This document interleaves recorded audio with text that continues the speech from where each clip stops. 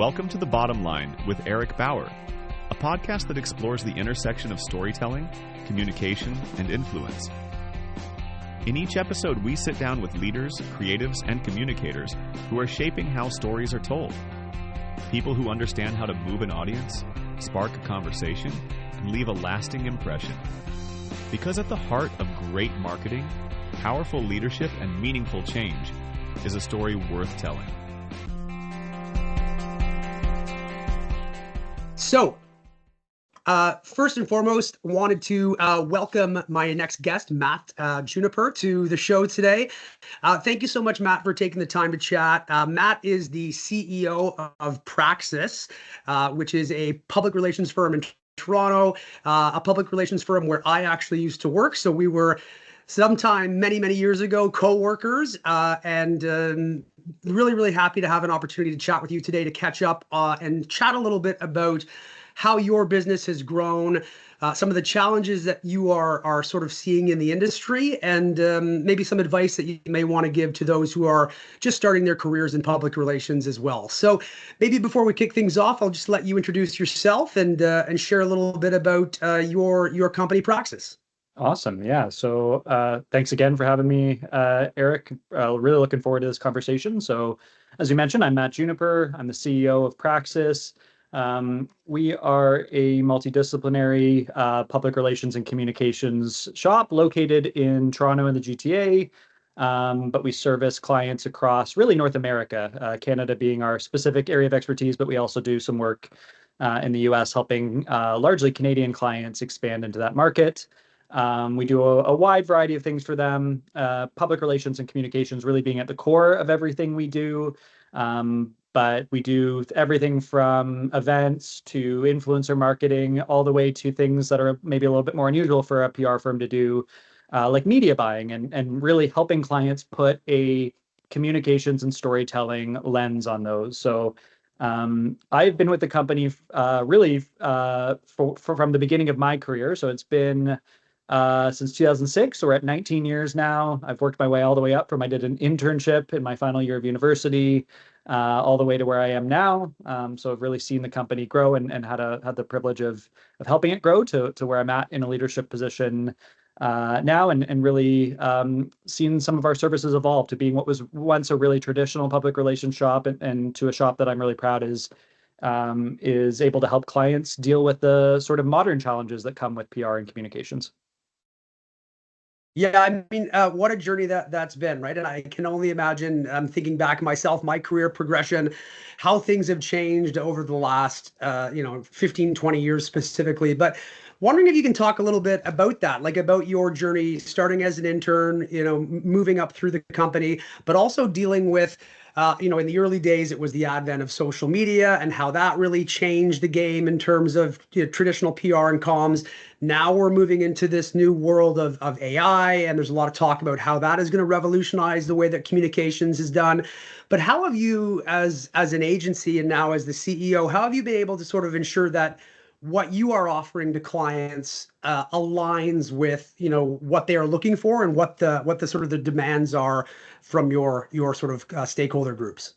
It's a great question. Yeah. So in terms of the first part of that question, my journey from starting as a very junior individual in the company and growing, it actually ties really well to my vision of how we're able to stay current. I know not everyone these days is able to or would choose to stay with the company long term, and that's something I completely get. There's a lot of different avenues you can take, and every career journey is different. But I've had the privilege of being able to grow alongside this company over the last 19 years and to really shape what it's become. And when I say that, I don't specifically mean in my last 5 years in a leadership role in the organization, but I mean at every step along the way. I remember when I was a coordinator during sort of the beginning days of social media, and really feeling I was young, I was inexperienced, I didn't quite yet know exactly where I fit in the company, and being turned to by the leaders at that time, and they kind of turned to me and said, well, you're young, you must know, at that time it was Facebook, you must know what's going on there. Can you help us come up with a strategy? And I remember feeling nervous to do that, but also I thought, why couldn't I do this? It's something I'm using personally as a tool. Why can't I help bring those applications into the world of marketing? And some of the stuff I was able to bring to the table then as a very junior employee was listened to, was implemented, and led Praxis to become what I would say is even as an early adopter of certain techniques and strategies in the social media space. And that's just one example, I'd say, of how we operate as an organization, which is listen to people at all levels in your organization. Trends are not always, but often driven by younger generations. I would say very much used AI as an example. As I now find myself in a leadership position, I'm a little more senior, a little older. I'm listening to my staff at every single level to help drive insights, to help us stay on top of trends. Our team, we have a great AI operations team who has helped us implement AI in a responsible way, but it's really their insights that I've allowed to propel that. And by listening to those who now at this point know better about certain things, we've been able to stay relevant and really stay on top of trends as we go. Yeah, I mean, that's interesting. I think it's great to hear that, your team are the ones that are sort of, forging that identity, and you're taking their input and really kind of putting it into practice every day. Like, I wonder, from your perspective, is there the sort of a point of tension there where you're wanting to innovate, you're wanting to grow, but at the same time you want to ensure that you are staying true to sort of what Praxis has always done well and where the business has always been successful? Like, is that a challenge for you as a senior leader now? It certainly is. I often think about the legacy and the core identity of the company and what's brought us here. And really, the way you frame that question is actually the lens that I apply anytime we're thinking about innovating, which is any good organization should have sort of the core things: your mission, your vision, your values, etc. And those are the constants. And if you've written your mission or your values in a way that they're going to be resistant to change and they're going to keep you stuck in place, I might suggest that it's time to revisit those. But we've got some core sort of fundamentals that are true to what Praxis is about. One of them being about curiosity, which itself as a value is something that encourages progress and encourages not doing, settling for the status quo and not doing the same program the same year after year. And so that's actually having values like that are sort of in sync with progress and growth has been extremely helpful. And so what I always do if we're doing especially a major innovation, decisions we've made to take the company in extremely sort of new directions, is literally just take out what some of the core principles and elements were that predate me, and make sure that everything we're doing is consistent and coherent with those. And that's how we maintain a common thread, and finding things that, regardless of what we do, regardless of how we innovate, they are consistent and have been consistent through the history of the organization. Yeah, that's a great response, and I think a great mindset to have in terms of like taking that lens and looking at what you've done well, and then looking at how you can expand upon it, but still, I guess, stay true to it in the long run. I want to kind of touch a little bit on your growth trajectory, sort of as a senior leader. You mentioned obviously moving up through the ranks from intern to CEO. But as I look at the timeline, as I look at sort of what you have had to grapple with over the last, call it 5-6 years. I mean, you've got the pandemic, you've got this whole shift from traditional in-person work to more very, very remote work at the beginning of the COVID pandemic, then the hybrid model. How has that impacted, I guess, the workforce, but also your perspective as a leader on how work should be done or can be done in this new reality?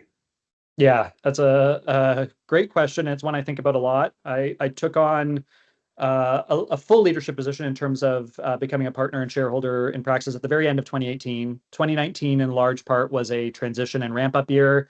So I was really plunged into what at first was chaos, with the pandemic obviously being the first of the major developments you mentioned. And really, I mean, I don't need to recap everything that's happened in the time since, but everything we thought we knew about the way we work changed.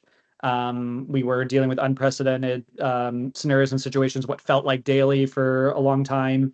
And even now, I would state that I don't know that in the time since I took over, there has been no new normal. Things have always been evolving and shifting, and that's either by choice. We've made some decisions along the way to that we can certainly dive into, but to stay remote. So we are one of the few agencies that fully embraced staying remote, and we also implemented a 4-day week.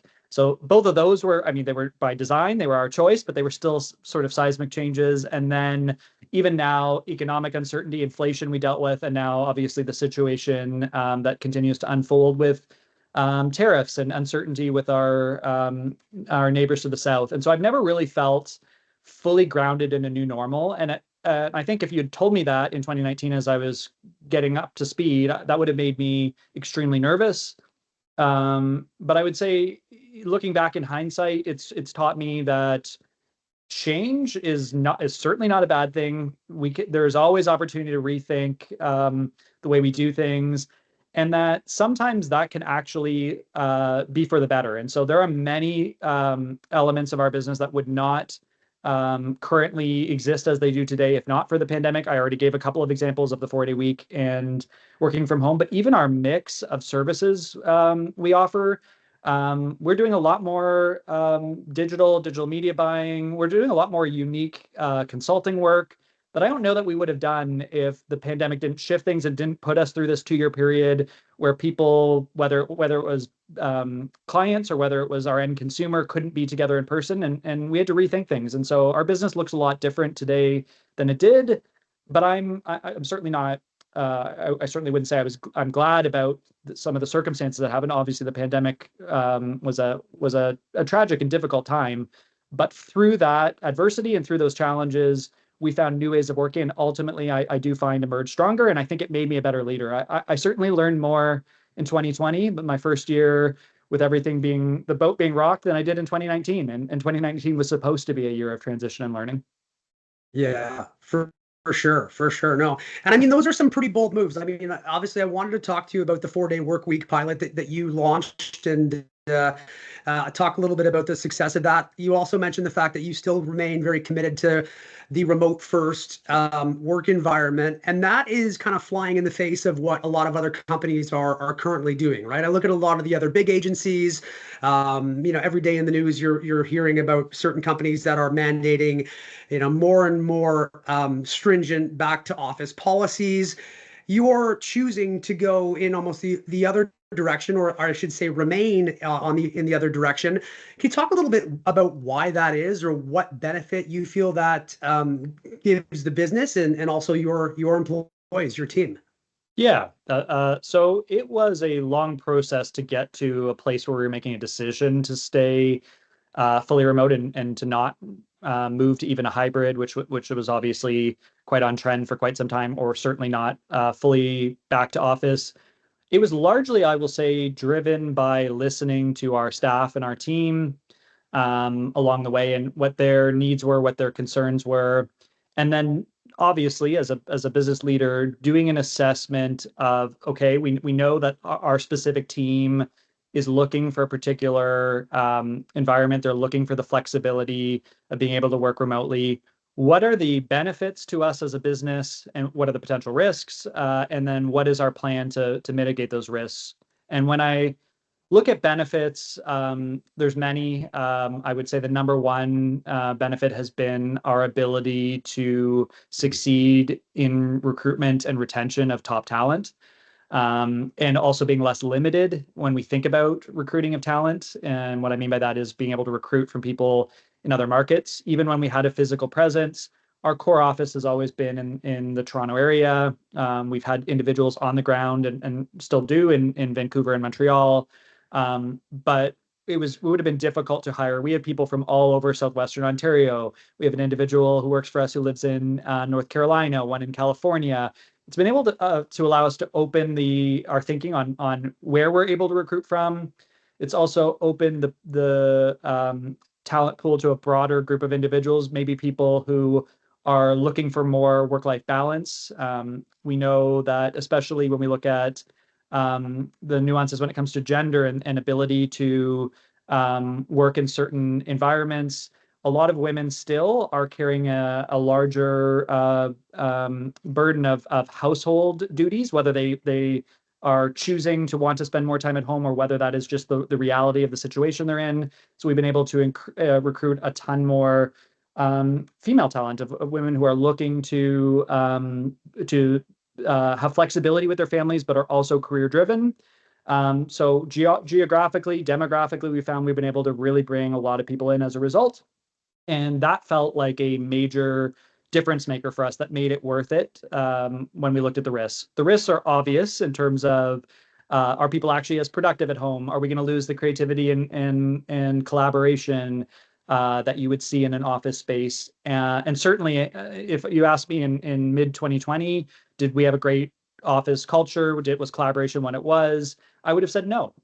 It's been a long journey and a lot of putting a lot of work into creating an office environment that is still collaborative and creative in a remote situation. But I'm proud that we have largely been able to do it. And the ways we do that, there's plenty of things. So there is a balance of we do aim to get together as a full team as often as we can. We don't have any formal office space, but we have co-working spaces we work together in.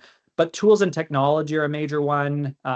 So rolling out a project management tool, we're specifically using Asana to ensure that everyone fully has line of sight to what the team is doing without having to sit down. But like we've lost out on that office opportunity to swing by somebody's desk and see what part of the project they're managing. Yeah. But by fully building out our projects in a project management tool, it's not exactly the same, but we're able to see every element of a project and all the moving pieces, which makes it feel less like our staff are just doing this random isolated component of a program, and they're able to see the full element.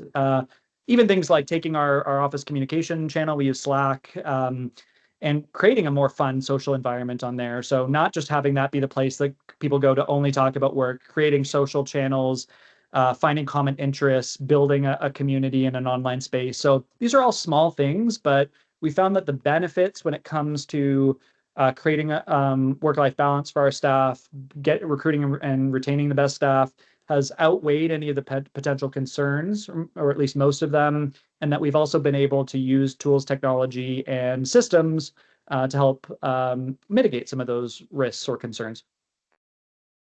Yeah, I mean, I love it. I think I'm a big proponent of hybrid, but also remote work. I think for a number of reasons. We talked a little bit before jumping on this call about how I've got two young kids, and Lord knows the activities that they have. They don't start at 6 or 7 at night. Oftentimes, you've got to be at the arena at 5:30, or you've got to be at swimming lessons, just before 6 o'clock. So between pickup and the 7:30 bedtime, whatever it is, depending on how young your kids are, it can be a real challenge. And I think the flexibility that is inherent in remote work is so crucial for, like you mentioned, obviously young mothers and women, but also just, employees that have families, have other commitments.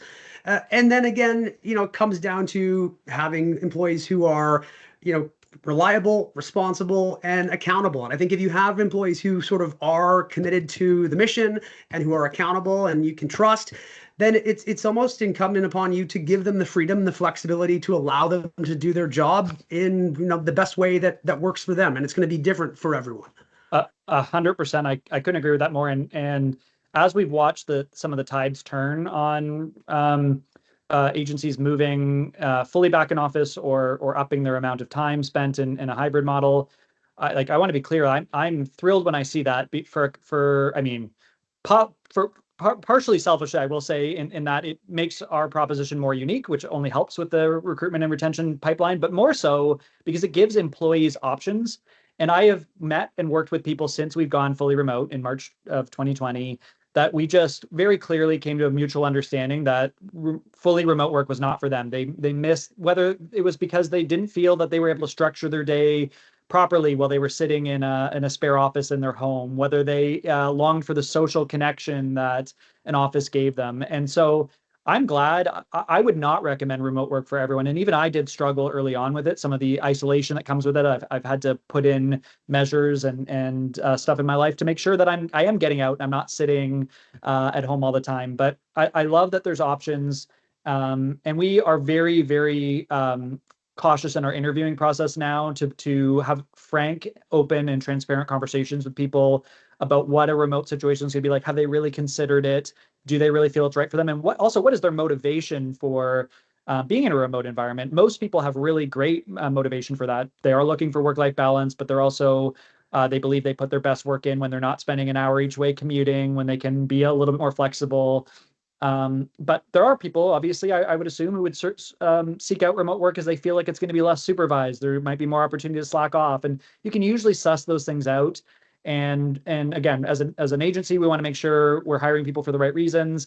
And for each individual one of our employees, we want to make sure this is the right environment for them. So there's also a bit of a nuance to, don't say we get it right every single time, but we're usually able to hire the right people who are inherently meant for a remote work environment. And if they aren't meant for that, they pretty quickly find that out, and they usually make a decision to move on to an in-person or a hybrid scenario on their own. So it ends up working out for everyone. Yeah, yeah. No, I think that makes a lot of sense. It certainly comes down to the individual, the personality, but also I think the stage of life and what they have going on in their own personal lives and the way that they prefer to work, right? So Yep. I think those are all good points. You touched on something there that I want to kind of dig into a little bit as well, but I think the industry, the PR industry, the comms industry in general, it's always been really kind of associated with this, hardworking individual. Oftentimes, burnout becomes a challenge. I know certainly in our younger days, our earlier days, agencies were known for being places where you worked long hours, you sort of burn the midnight oil. You're very much in a client service role, so you're always at your client's beck and call. I'm just curious how you have dealt with some of those realities and how you have kind of found ways to stay grounded and avoid burnout. Especially, I find, working in a remote first situation is great, but oftentimes I find that for me anyways, I am working more than I would if I was in an office because the differentiation between the end of your day at the office and what the rest of your life looks like no longer exists. And so I can always walk to my home office and work regardless of the time of day. So in some cases that increases the risk of burnout and increases some of the challenges that you might face there. So what do you do personally to avoid that? Yeah, that is also a great question, and one I've been working slowly. It's progress versus perfection on that. But I 100% agree that working from home does add to that blurring of lines where the commute home used to, whether you still had to sign back on and do something at home, it created some sense of a boundary between the workday and personal life. It doesn't exist when you're working from home. But regardless, I think every single individual should, and I honestly think regardless of what level you're at, set some level of boundaries for yourself that I would say are objectives and targets. And I say that because there are boundaries that are going to have to sometimes be crossed because of the nature of the work we're in. And we are in public relations at the end of the day. We're not going to be ignoring our clients. If you want to be in an industry where you can sign off at 5 o'clock on a Friday and not worry about work at all until Monday morning at 9 a.m., this is not the right field for you. So what are the boundaries that you're going to do your best to follow, and what are the specific circumstances that might cause you to cross those boundaries or to break that sort of barrier that you've set, and being really clear on those, and knowing that it's not going to be perfect. You are going to potentially sign off on a Friday evening and say, I am going to aim to do no work this weekend. I'm going to be fully present at home. And you might still get a call from a client where something urgent has broken out, a crisis has broken out, something's gone wrong on social media, and you might get dragged back in. But the intent of setting out to not work that weekend is important, and having strict rules around what it is that's going to draw you back in, not just a random email for something that truly can wait till Monday. What is it that you are going to allow is absolutely critical. It sounds simple, but it's very difficult to do in practice. And actually documenting what your boundaries are is helpful, so that you can refer to them. And you'll notice that if you do set those boundaries and you do set rules around what will cause you to break them, you're going to. It's not going to be perfection, but you are going to see improvement. You're going to see more weekends than not. You're not going to get dragged into things, and eventually you're going to notice healthier patterns. And then, especially if you're working in a hybrid environment or in a remote environment, but giving opportunities for you to get away from work and get away from your desk are critically important. So whatever that is that you are passionate about, whether that's just getting out for a walk, getting out, enjoying yourself, whether that is spending time with family, with the kids, whether that's doing something you enjoy, reading a book. Like I honestly, I'm a big fan of time blocking, so I specifically advocate for it, but time block for personal things as well, and don't compromise on them much in the way you wouldn't compromise on something that's blocked in for work. It's going to be helpful. It's going to help level set in your mind that setting personal goals to spend time doing nothing or pursuing personal passions is just as important as work time. And it's going to lead you away from that sort of slippage situation where you might have an intent to do something you really love in the evening, but work drags a little long. You didn't put any time in your calendar. You end up exhausted. You end up staying on the couch, mindlessly watching TV and still watching your emails float in all night. Intentionally blocking time, I would recommend as highly important and highly effective in order to actually attain some level of balance. Yeah, no, I couldn't agree more. And I think it's great too that you are kind of embracing this, but also the fact that you're setting the expectation from the top, right? And I think if you are the one who is sort of taking the initiative to do some of those things, and you're informing the team of that as well, I assume, and building that into the culture, that I think goes so far, right? Because if the employees that work under you are seeing you do that and seeing you be a little more mindful of how you manage your time, then they have the ability to sort of do that with confidence as well, and that sort of, I guess, ripples through the culture as an organization. Absolutely, and that is again something we instill in across our leadership team, so our directors, etc.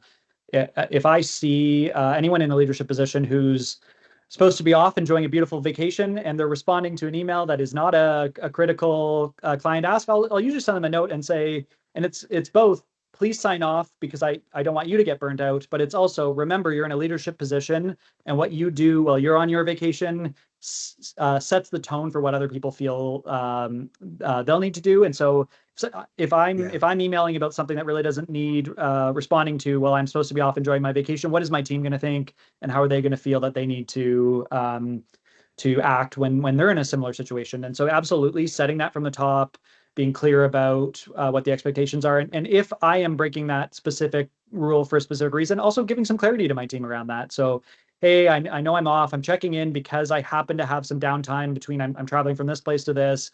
So I'm doing this, but giving a little context and explanation that I am not making that seem as if it is the norm and the expectation. And I've always believed in that.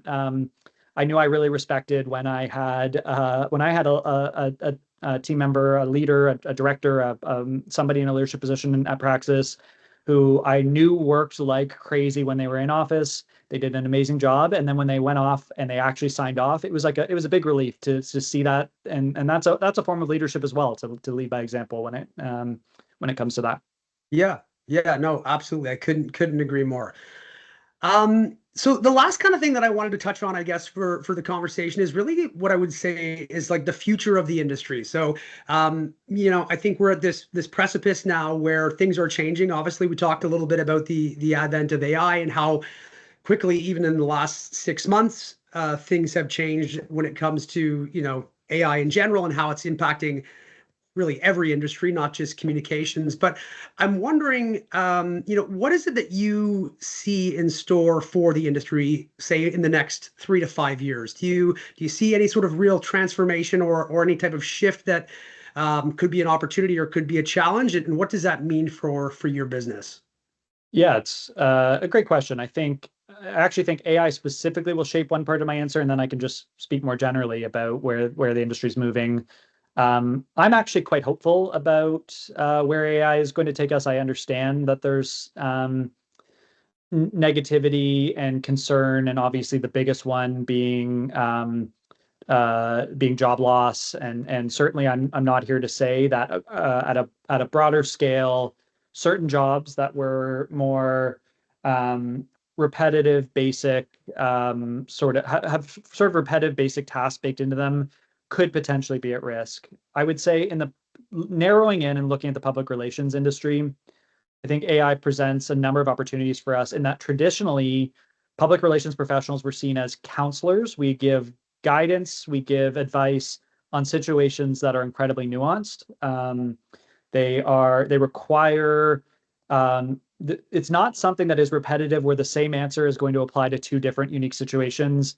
There's so much nuance and understanding how to respond to a crisis, how to deliver a message that's going to break through with a consumer, et cetera.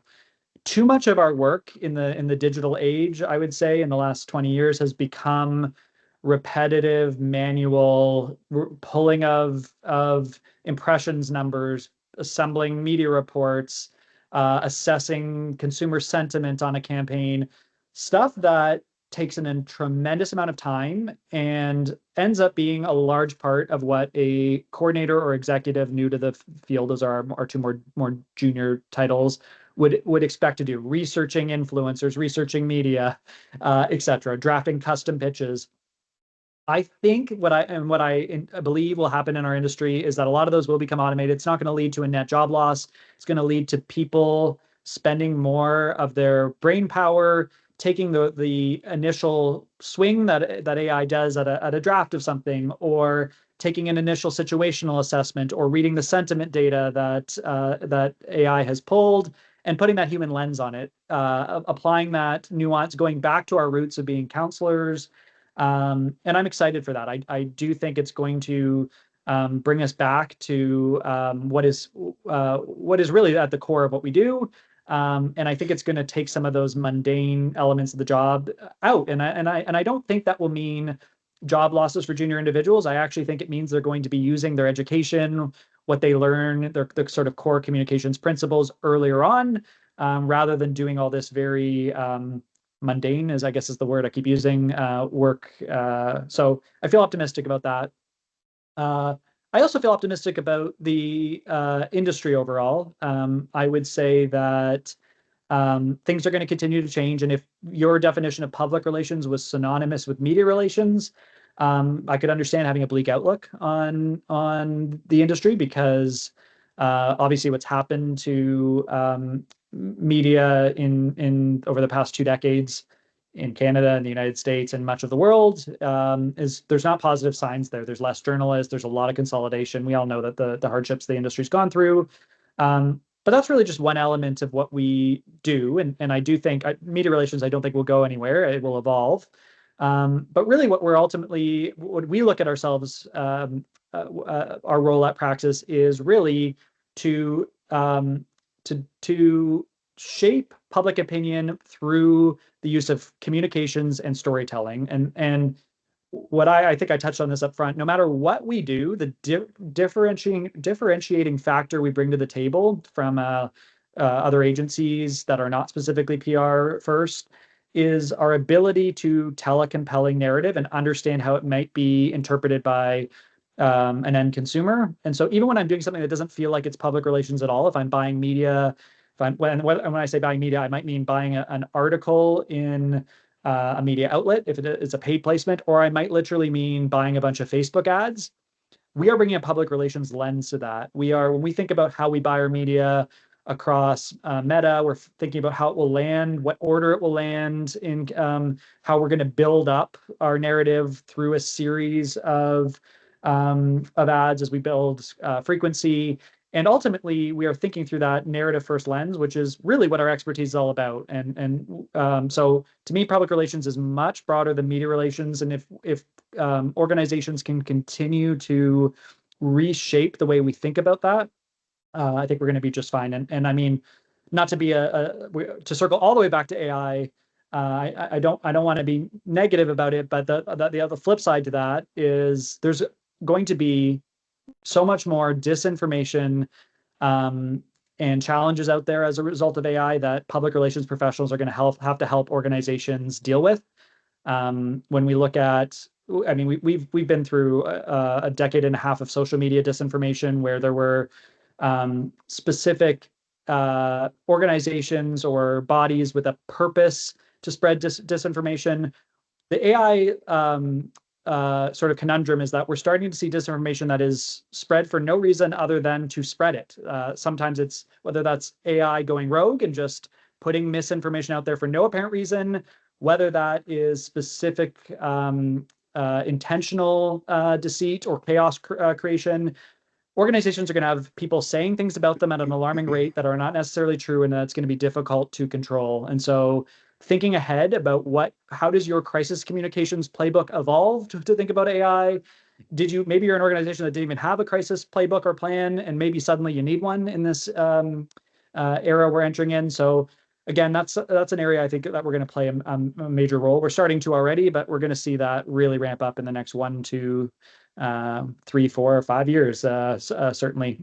So it's optimistic overall. That last piece might not sound so optimistic, but I do think we're going to see some major shifts. But I think for our specific industry, there's going to be some exciting opportunities ahead. And again, I think there's going to be some really great going back to our roots of acting as counselors for our clients, which is what we're best at. And I'm excited for that.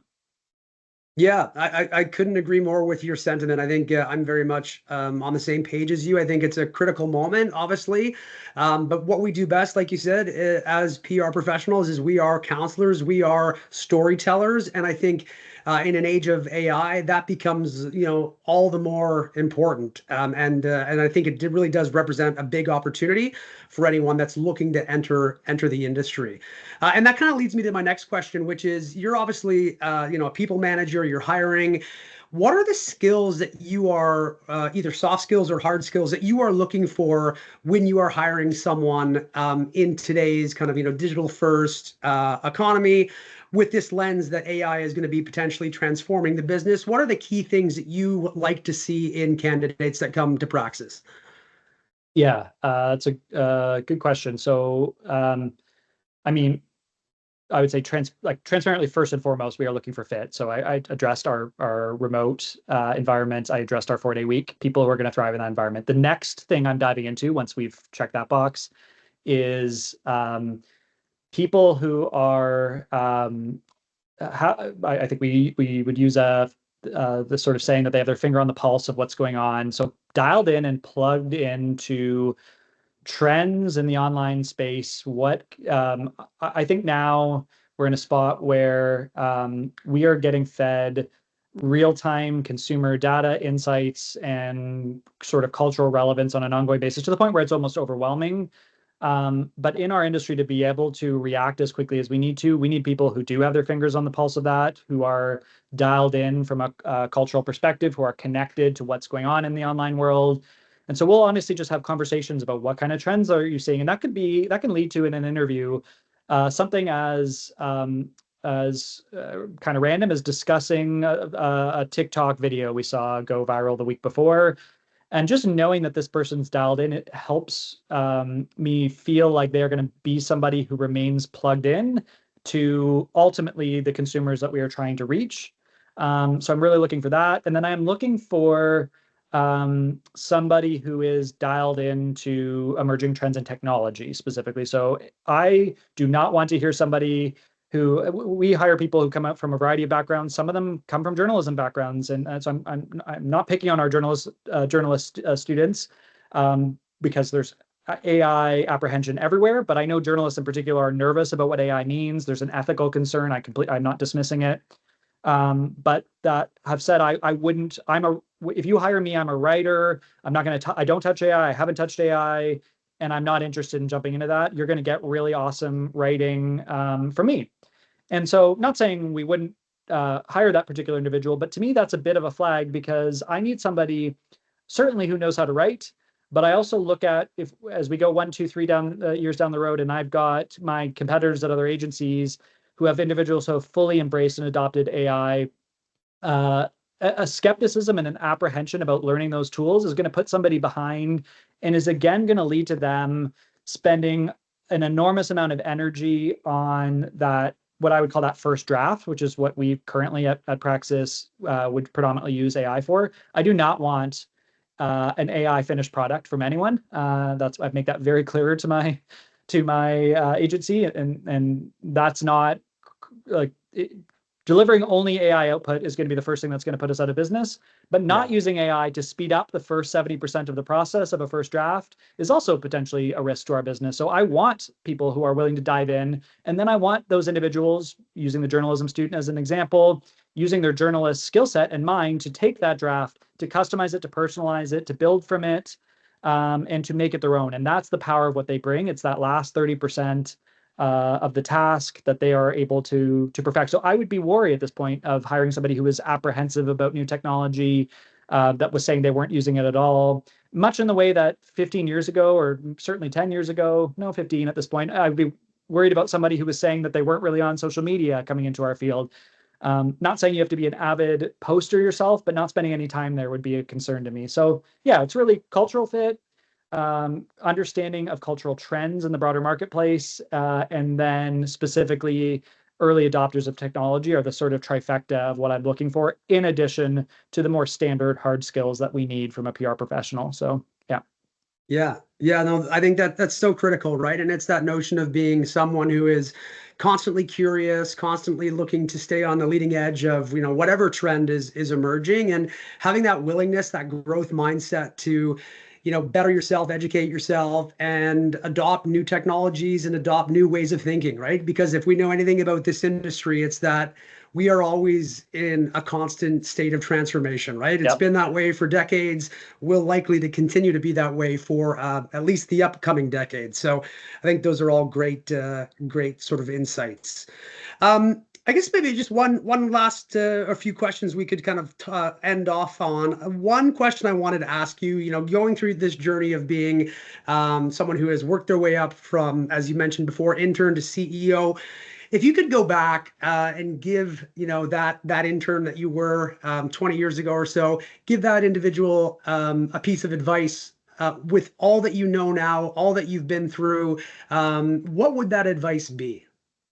Yeah, I think it would be a couple of things. It would be, and maybe two that are related. So don't underestimate or undervalue your contribution at every stage along the way. As I said, a lot of people don't stay with an organization long enough to see the impact they made. But there are things you are doing right now, and there are people who are no longer with PRAXIS who made an impact at a very junior level. Whether that's as simple as the template they designed or the great idea insight they put into a campaign for a client we're still working on is still being executed to this day. And so I remember being at a junior level. I remember doing some of the more busy work that I just described, parts of which will be replaced by AI at some point in the future, but not feeling like I was yet making an impact.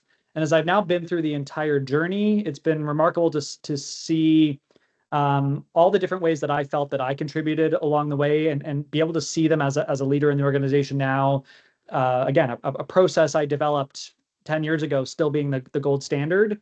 And honestly, now in my current role, I'm doing less of the direct innovating and making PRAXIS what it is. I'm doing more of the supervision, the guidance of the organization, the listening to people who have those ideas and helping put them into place. But I'm coming up with less of them than I did when I was more junior. And so everyone at every stage know that you are making a big impact and think about it that way.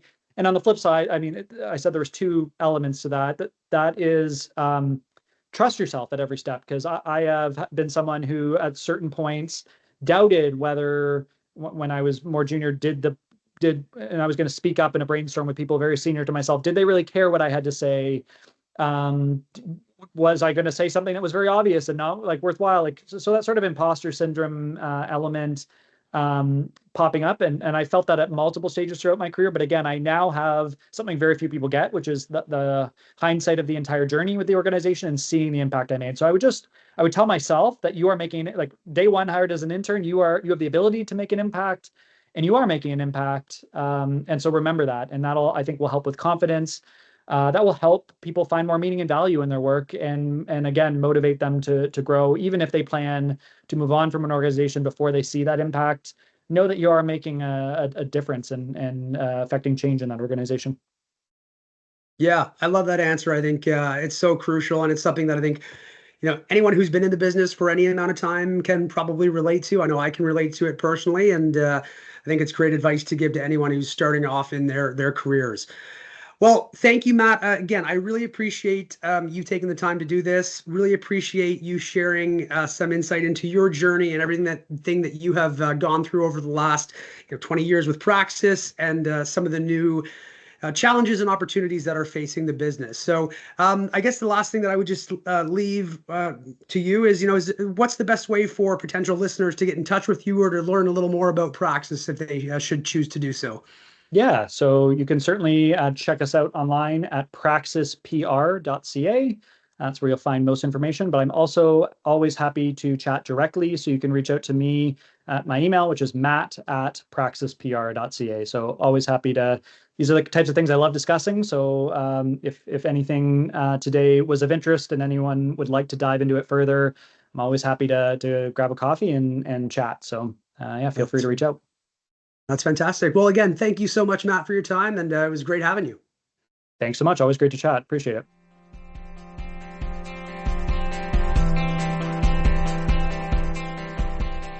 Thanks for listening to The Bottom Line with Erick Bauer. If you enjoyed the conversation, share it with someone who'd appreciate it. And don't forget to subscribe wherever you get your podcasts. New episodes are on the way, and you won't want to miss what's next.